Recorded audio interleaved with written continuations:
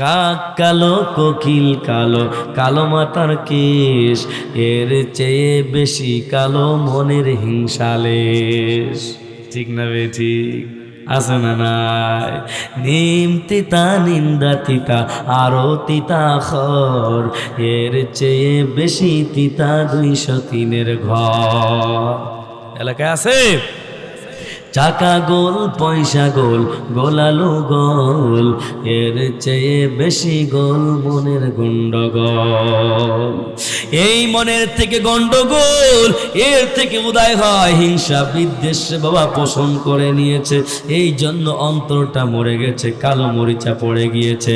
এই 4 গুণ। এবার আসেন 5 নম্বর গুণ কেমন হওয়া দরকার, কি পরিহার করা দরকার, আর কি আঁকড়ে ধরা দরকার রে বাবা। 4 নম্বর গুণ। 1 নম্বরে জবানকে হেফাজত করেন, 2 নম্বরে চক্ষুকে হেফাজত করেন, 3 নম্বরে কানকে হেফাজত করেন, 4 নম্বরে হাতকে হেফাজত করিয়া নেন। এবার আসেন 5 নম্বরে, অন্তর হলো মানুষের রাডার। এই যে বললাম মনের গন্ডগোল, যুবক সকলকে পায়ে হাত রেখে বলিয়া যায়, আজকে অন্তর থেকে বান্দাকে ধাক্কা মারে, বান্দা গুনাহের দিকে চলিয়া যায়। অন্তর হলো মানুষের রাডার, অন্তর থেকে বান্দাকে ধাক্কা মারে, বান্দা ঘুষের মধ্যে চলে যায়। অন্তর থেকে ধাক্কা মারে, বান্দা সুদের দিকে চলে যায়। অন্তর থেকে ধাক্কা মারে, বান্দা জিনার দিকে চলে যায়। অন্তর থেকে ধাক্কা মারে, মারা বেপরদায় চলে যায়, দাউসের মতো চলে যায়, স্বামীর অবাধ্য চলে যায়, শ্বশুর শাশুড়ির সঙ্গে বিয়াদবি করে নেয়। অন্তর থেকে ধাক্কা মারে, নফসের খায়েশের জন্য যুবকরা মুরব্বীদের সঙ্গে বিয়াদবি করে, উলামা তলাবাদের সঙ্গে বিয়াদবি করে, ইসলামের বিরুদ্ধে অবস্থান নেয়, মসজিদে মাদ্রাসার বিরুদ্ধে অবস্থান নেয়। এই জন্য বান্দা সকলকে পায়ে হাত রেখে বলি, খবরদার খবরদার খবরদার, এই অন্তরকে পরিশুদ্ধ করিয়া নাও রে বাবা, অন্তরকে কন্ট্রোল করো। আল্লাহ বলেন, ইয়া আইয়াতুহান নাফসুল মুতমাইন্না ইরজিই ইলা রাব্বিকি রাদিয়াতাম মারদিয়া ফাদখুলি ফি ইবাদি ওয়াদখুলি জান্নাতি। এ বান্দা, লাওয়ামা খাওয়ামার জন্য নফসের দুকায় পড়িয়া আজকে আপনি অন্তরকে কন্ট্রোল করতে পারেন নাই। ইরজিই ইলা রাব্বিক, রবের দিকে ফিরে আসো, আর গুনাহের দিকে যাইও না। এই যে রমাদান আসছে রে বাবা, এই জন্য রবের দিকে ফিরে আসো, রবের দিকে ফিরে আসো। এই অন্তরকে কন্ট্রোল করতে পারো না,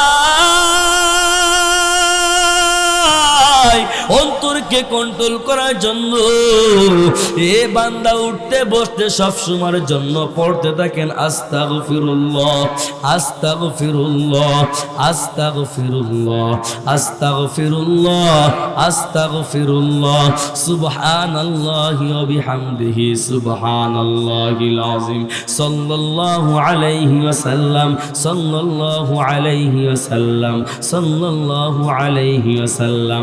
একটা সময় দেখবেন ইস্তিগফার পাঠ করতে করতে করতে আপনার অন্তরটা পরিশুদ্ধ হয়ে যাবে, আর আপনিও মুত্তাকি সহজেই হতে পারবেন। চিল্লা বলেন সুবহানাল্লাহ। এরপরে রোজা রাখবেন, রোজা রাখার মাধ্যমে মুত্তাকি হতে পারবেন। 6 নম্বরটা কি? এ বাবা, ভালো খাওয়ার জন্য, বেশি খাওয়ার জন্য, ভালো গাড়ি ভালো বাড়িতে চড়ার জন্য খবরদার সুদ খাইয়েন না, ঘুষ খাইয়েন না, হারাম খাইয়েন না, হারাম খাইয়েন না।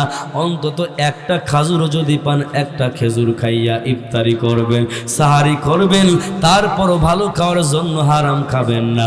যদি ওই সামান্য খাওয়ার পরেও যদি রোজা রাখেন, হালাল পন্থায় ওই রোজা আল্লাহর দরবারে কবুল হবে, আল্লাহর জন্য কবুল হবে।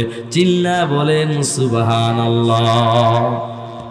হারাম খাইয়া কিয়ামত পর্যন্ত রোজা রাখবেন, কিয়ামত পর্যন্ত রোজা রাখবেন, কিন্তু এই রোজা আল্লাহর দরবারে কবুল হবে না, এই রোজা আল্লাহর জন্য হবে না। এ পয়গম্বর উম্মত, নবী আমার বলে, রোজা কার তোমরা জানো কি? রোজা হলো আমার আল্লাহর, আর শাবান হলো আমি নবীর। বাবা নামাজ পড়েছো, হজ করেছো, যাকাত দিয়েছো, ইবাদত বন্দেগী করেছো, ফেরেশতারা পেছনে পেছনে লেগে আছে। নামাজ পড়লা, লেখা শুরু হয়ে গেছে, ফেরেশতারা লিখতেছে। বাবা ময়দানে গেলে, নবীর রওজায় গেলে ফেরেশতারা লিখতে আছে। যাকাত দিলেন, লিখতে আছে, লিখতে আছে। অন্যান্য ইবাদত করলেন, ফেরেশতারা লিখতে আছে। ও বান্দা, তুমি যদি বাবা, ও বাবা, যদি রোজাটা যদি রাখতে পারো, এই 6 গুণ ওয়ালা রোজা রাখতে পারো, আমার আল্লাহ জানায় দেয় যে বান্দা আমার জন্য রোজা রাখছে, ওই বান্দা আমি আল্লাহ তার জন্য হয়ে গেলাম। চিল্লা বলেন সুবহানাল্লাহ। ইয়া ইলাহি মুঝসে মুঝকো দূর কর, তাকে দেখো মুঝ মে তুঝকো এক নজর। ইয়া ইলাহি তু মেরা মাবুদ হ্যায়, ইয়া इलाही तू मेरा माशूक है।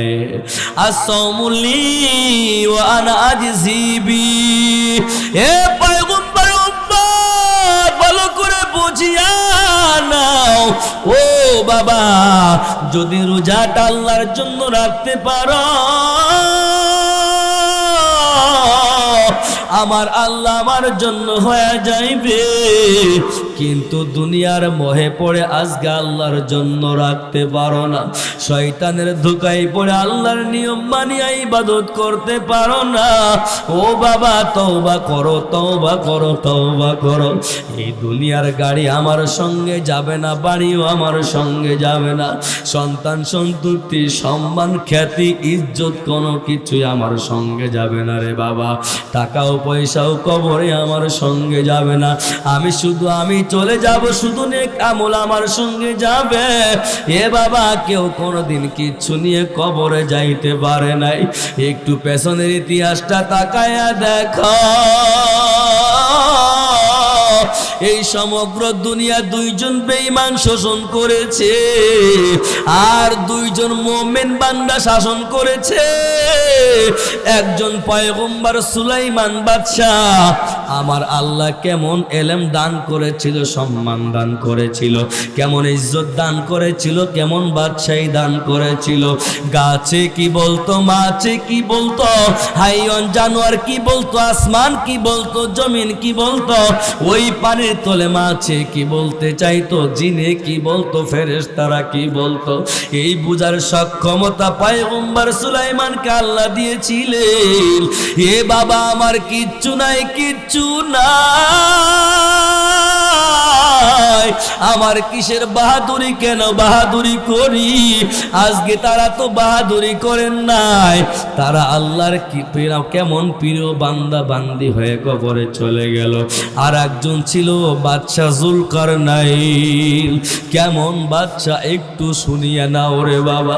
এই বাদশা জুলকারনাইনের সম্মানের অভাব ছিল না, গাড়িরও বাড়ির অর্থ সম্পদের অভাব ছিল না। এই বাদশা জুলকারনাইন তার শাগরেদদেরকে বলিয়া যায়, হে শাগরেদের দল, আজকে যারা কালেমা পড়লো না, মুসলমান হতে পারলো না, ইমানদার পরেজগার মুত্তাকি হতে পারলো না, বেধর্মী হয়ে থেকে গেল, ইসলামের বাহিরে থেকে গেল, আমি তাদেরকে শিক্ষা দেওয়ার জন্য তোমাদেরকে বলিয়া যাই, আমি বাদশা জুলকারনাইন দুনিয়ায় থাকবো না।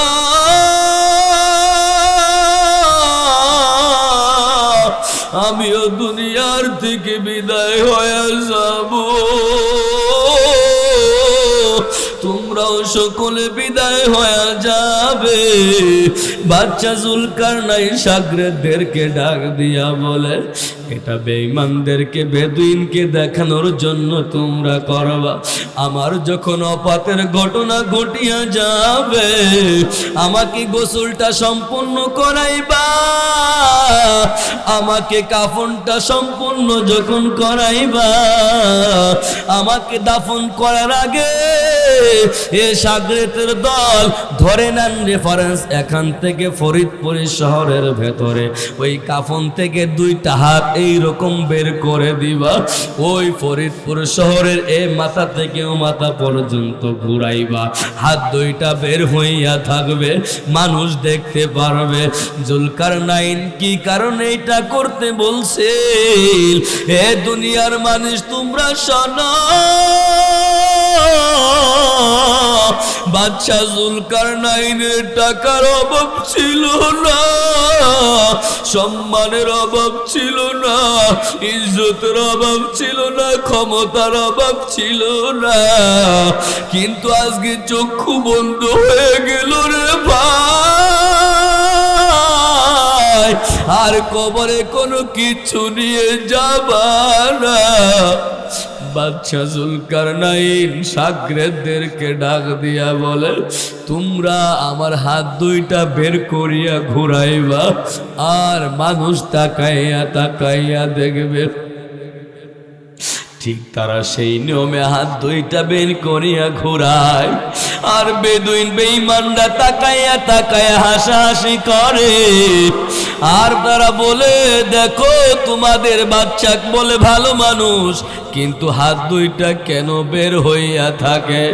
বাচ্চা সাগরেতরা বলে, ভাই তোমরা বুঝো নাই, তোমরা বুঝো নাই, তোমরাই বুঝতে পারো নাই।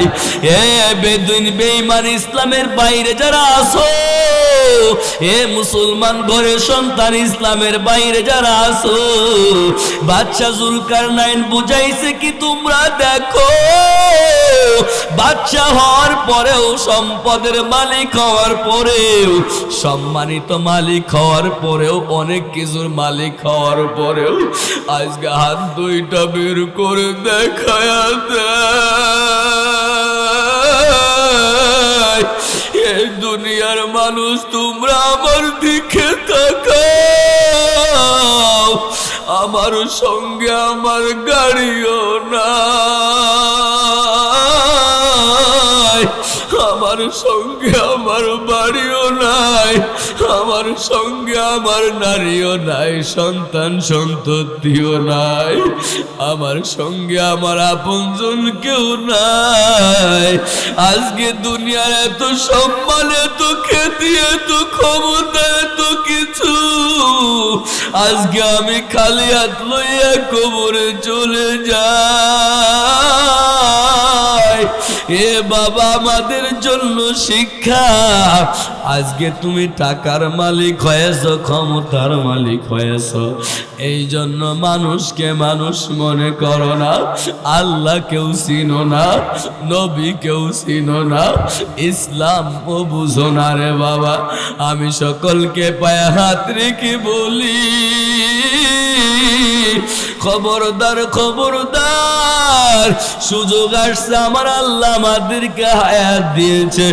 এ বাবা, এই রমজান মাসে রোজা রাখার মাধ্যমে মুত্তাকি না হইয়া কবরে যাইও না। ওই যে জুলকারনাইন বাচ্চা খালি হাত লইয়া দেখাইয়া গেল, আমরাও মাত্র 3 টুকরা কাপড় নিয়ে যাব, আর যদি মুত্তাকি না হইয়া কবরে চলিয়া যাও,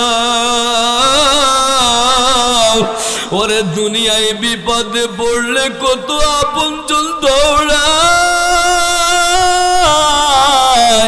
আর ওই কবরে কেউ আমার আপন নয়। এ বাবা, একমাত্র আল্লাহ ছাড়া কেউ নাই।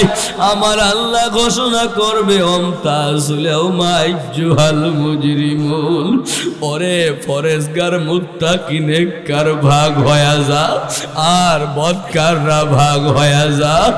আল্লাহ নেককারদের বলবে, ইন্নাল আবরার লাফি নাঈম, ওরে নেককাররা ডান দিকে চলিয়া যাও, জান্নাতের দিকে দৌড়াও। ওয়া ইন্নাল ফুজ্জার লাফি জাহিম, ওরে বদকাররা জাহান্নামের দিকে চলিয়া যাও। ও বাবা কেউ তো জাহান্নামে যেতে চায় না, ও বাবা কেউ তো শান্তি চায় না। যদি গুনাহ নিয়ে কবরে চলিয়া যায়, ও বাবা আমাদের ফুলসিরাতের রাস্তা হবে 30,000 বছরের রাস্তা। ওই গুনাহগার বান্দা যখন রাস্তার উপরে উঠবে, ওরে গুনাহ নিয়ে রাস্তার উপরে ওঠার সঙ্গে সঙ্গে কাঁপুনি ঝাঁকুনি শুরু হয়ে যাবে। ওই বান্দা কাঁপতে কাঁপতে কাঁপতে যখন ওই রাস্তার নিজেই থাকবে জাহান্নামের গর্ত, ওই রাস্তার নিজেই থাকবে আগুনের কুণ্ডলী, ওই আগুনের কুণ্ডলীর মধ্যে জাহান্নামে ব্যক্তি কাঁপতে কাঁপতে পড়ে যাবে, আর বান্দা চিল্লাইবে, আগুনের শিকল দিয়া বাঁধিয়া টানতে টানতে লইয়া। সেদিন কেউ থাকবে না, সেদিন কেউ থাকবে না।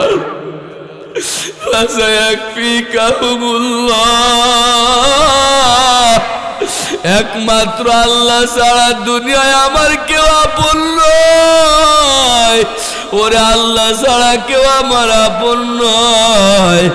মা বাবাও আপন থাকবে না, সন্তান সন্ততি কেউ আপন থাকবে না, আপন জন কেউ আপন থাকবে না, একমাত্র আল্লাহ ছাড়া কেউ নাই। এই জন্য সকলকে পায়ে হাত রেখে বলি, এ পর্দার আড়ালের মা, তওবা করো, ওয়াদা করো রে মা, আমি গুনাহ নিয়ে কবরে যাব না, কারণ জাহান্নামের আগুন সহ্য করতে পারবো না। ও মা, যদি জাহান্নামের ভয় থাকে, ওয়াদা করো খবরদার দাউসের মতো চলবা না, বেপরদায় চলবা না, গান বাজনা নগ্নতার সাথে সম্পৃক্ত হবা না, স্বামীর অবাধ্য চলবা না, শ্বশুর শাশুড়ি মুরব্বীদের সঙ্গে বেয়াদবি করবা না। এই পিরানে পির যুবক ভাই, যদি জাহান্নামের ভয় দিলের মাঝে থাকে, আমার নবীর দাড়ি কাটিয়া নবীর কলিজায় আঘাত দিবা না, মা বাবার সঙ্গে বেয়াদবি করবা না, নামাজ রোজা ছেড়ে আল্লাহর সঙ্গে নাফরমানি করবা না, ইবাদত ছাড়ি আল্লাহকে বেজার করবা না। ও বাবা, যদি জাহান্নামের ভয় থাকে, ওরে বিগত সময় যা করছো এই ময়দানে বসিয়া তওবা করো, তওবা করো, তওবা করো। আল্লাহ, আমি তো না জানিয়া ভুল করেছি, ভুল করেই ফেলেছি, আল্লাহ তওবা করছি, মাফ করিয়া দাও। আল্লাহ হলেন রহমান, যদি জাহান্নামের ভয় দিলের মাঝে থাকে, বাবা দুইটা হাত উঁচা করে আল্লাহকে দেখায়া দাও, হাত উঁচা করে আল্লাহকে দেখাও, বলো মালিক আল্লাহ, না জানিয়া না বুঝিয়া গুনাহ করে ফেলেছি, অন্যায় করে ফেলেছি, অপরাধ করে ফেলেছি। এ পর্দার আলের মা হাত উঁচা করে আল্লাহকে দেখায়া দাও, আল্লাহ তুমি আমাদেরকে মাফ করিয়া দাও। আল্লাহ, গুনাহ মুক্ত জীবন গড়তে যায়, জাহান্নামের আসামি হয়ে থাকতে পারবো না। আল্লাহ, জীবনে ইবাদত বন্দেগী করতে পারি নাই, এরাদা করছি, আমাদেরকে মাফ করিয়া কবুল করে নাও। সবাই চিল্লা বলেন আমিন। এ জীবনে না করিলাম বন্দেগী, গুনাহ করে কাটাইলাম জিন্দেগি, গুনাহ করে কাটাইলাম জিন্দেগি, তওবা করে আবার তওবা ভাঙ্গিলাম,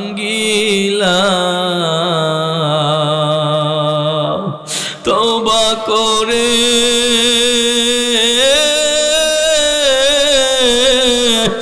আবার তওবা ভাঙ্গিলাম, অবশেষে খাঁটি তওবা করিলা, অবশেষে খাঁটি তওবা করিলা। আপন হাতে আল্লাহ তুমি বান্দা বানায়া, আপন হাতে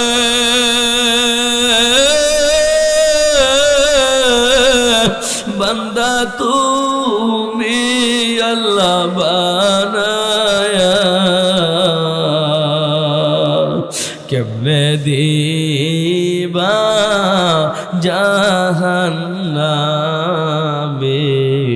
ফালায়া, কেমনে দিবা জাহান্নামে